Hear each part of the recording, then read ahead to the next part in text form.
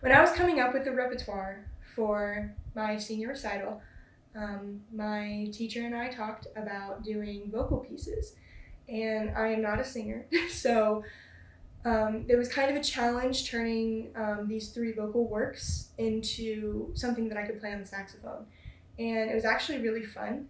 I went into Sibelius and just changed the notes of all the parts, and then I had a meeting with one of the choir directors at Clemson University, and we talked about what each of these pieces mean, more than I had already known, and how to portray a singer on the saxophone. So, thank you. The first piece I played, Der Gartner, was written by Hugo Wolf, and the text was written by Edward Morkey. So Der Gartner means the gardener, and this piece, the gardener does not speak for himself. It is his song, but he is not speaking for himself. He does not occupy space in the princess's world. The princess is his love. He just sees her and he falls in love with her. He's in a lower class than her, so he cannot speak to her directly. She is carried farther out of his reach on her snow-white pony. He speaks to her hat and begs to be honored with a single feather from it, the smallest token that he could receive. In exchange, the hat may have every flower in the garden that he has tended. There is no story, no moral, no ending, only this single picture. Vittoria mio was written by Giacomo Carissimi, and he wrote a music to Domenico Benini's poem. Vittoria mio means victory, my heart.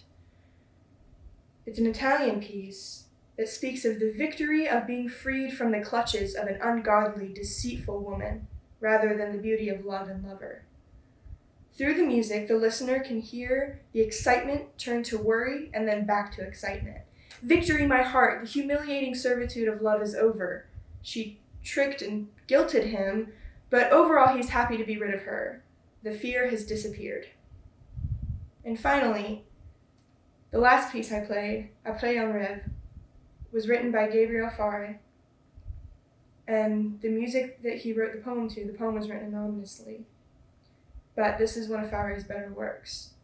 The text represents a dream in which the singer and her beloved meet in an almost otherworldly meeting, accompanied by a longing to go back to the dream after waking up.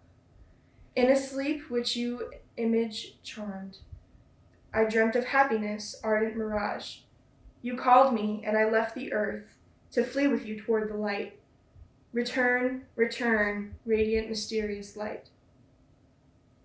Après un rêve means after a dream, and I see this piece as a longing to go back to the way things were, when they were easier, when they felt loved.